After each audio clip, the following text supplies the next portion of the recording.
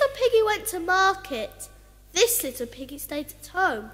This little piggy had roast beef. This little piggy had none. But this little piggy was a naughty little piggy, and he ran all the way home.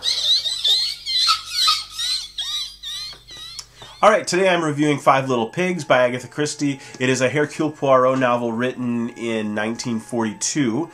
And in the US it was called Murder in Retrospect. And just to give you a brief rundown of the story, I'm going to read the book's own description from the first edition. How to find out the truth about a crime that was committed 16 years ago is indeed a problem. No wonder Carla Le Marchant sought the best help available, and it was fortunate for her that she found Hercule Poirot, for as he said himself, rest assured, I am the best. Faced with the question, did Carla's mother, Caroline Crail, really commit the murder for which she was sentenced, he began to reconstruct in his mind events long past. She was an enigmatic character, this Caroline Crail, who had pleaded innocent, yet had not fought to prove it. Her life with Amyas Crail had been difficult, certainly. He was selfish, quarrelsome, inconsiderate, and unfaithful, even though he was a great painter, as some said. Approaching deftly and tactfully the other 5 people involved in the case, Poirot unravels bit by bit the true story of that summer day 16 years ago. It is a fascinating story which leaves the reader to marvel more than ever at Poirot's performance and to acclaim Mrs. Christie for yet another brilliant landmark in the history of detective fiction. This is a fantastic novel. It's a very strong novel from the 1940s for Christie. And we have, again, the nursery rhyme structure like we had with 1, 2, Buckle My Shoe, and a little bit with 10 Little Indians, and then there were none. Here, the nursery rhyme, kind of like 1, 2, Buckle My Shoe, is a structural device, but it does refer to the 5 suspects.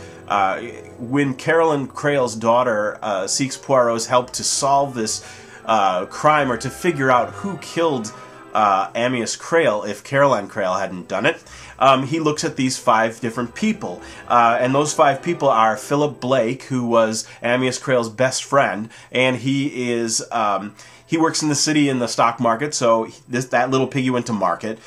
We have his brother, Meredith Blake, who was kind of a homebody who worked with different plants and poisons at his small cottage, and he was the piggy who stayed home. Then we have Elsa Greer, who was the subject of Amyas Crail's latest painting. And Amyas was notorious for having affairs with the women that he was painting at the time. He would just use them to gather the inspiration he needed to complete the painting, and then he would pass them off. But with Elsa Greer, she stuck to it. This little piggy had roast beef, so she was the one who was like out to get everything she could. She developed a strong liking for Amyas and announced to everyone that they were going to be married, and that Caroline would just have to divorce him and be happy with that. Then we have Miss Williams. She's the little piggy who had none. She was the governess to Caroline's younger sister, Angela. And Angela is the 5th little pig, the pig that cried wee, wee, wee all the way home. Now, Caroline's sister, Angela Warren, had the unfortunate luck to be disfigured at a young age, and the person responsible for that disfigurement was Caroline Crail, who got angry at Angela when she was just a baby, really, and she threw a large paperweight at her and hit her in the side of the head, which gave her a permanent scar and blinded her in one eye. And since that time, Caroline has been just devoted to her younger sister and always will take her side.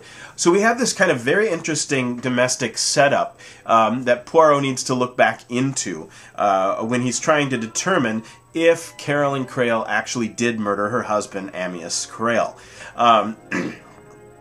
Now, the structure, this nursery rhyme structure, each chapter follows a different pig, and it consists of Poirot interviewing each person, the 5 people who were closest involved with this crime.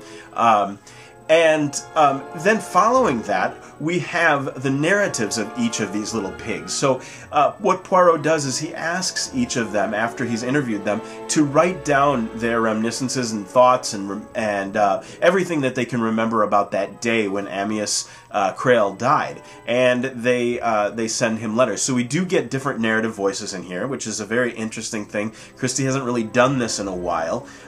So it's... we have a very strong structure for this novel. There are also many literary allusions that are running through the novel.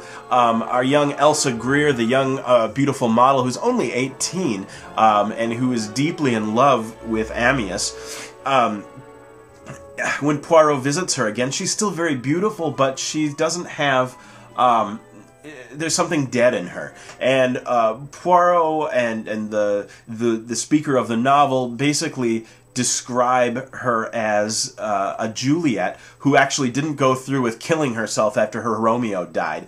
She just remained on, and Christie also describes her as a rosebud that just never opened, that just dried out and died. So it's very beautiful, but it's also kind of fragile and brittle and discolored. So we have two very evocative images of Elsa Greer. So we have the Romeo and Juliet reference. We also have a reference to Plato's description of the death of Socrates, because Amyas Crehl is poisoned in the same way that Socrates was. In other words, he was given conine, which comes from poisoned hemlock. And the way that a person dies when they take this poison is that their appendages slowly go numb until they cannot walk or cannot move anymore, and finally their heart stops. Not a very painful death, but kind of a numbing, slow, uncomfortable death. So we have that connection. Poirot also mentions a novel by William Somerset Maugham called The Moon and Sixpence, which is a novel loosely based on the life of Paul Gauguin. So we have another artist brought in. And Amyas Crehl himself is based on supposedly based on an actual artist, Augustus John, who was also kind of known for some of these same qualities that Amyas Crehl had, of living this kind of bohemian lifestyle and being very kind of selfish in a way. So we have all of these different allusions that really kind of enrich the plot and give it a depth that we don't always get to see in a lot of Christie novels. The novel is also Christie's first murder in retrospect novel. She has done a short story, The Yellow Iris, which was a Poirot short story, and which it talks a little bit about murder in retrospect, which is going to be further developed in her later novel, Sparkling Cyanide. We also get to really see Poirot's methods of detection at their best here, because he's not on the scene of the murder. The murder happened 16 years ago. So he has to just sit back, listen to people tell their stories, and rely on their memories and gather the information from that. But he also mentions how this is actually more helpful than just looking at court documents, because personal impressions are not really admissible in court as any sort of fact-based theory toward the crime, and so he's able to really get under the psychology of what's going on.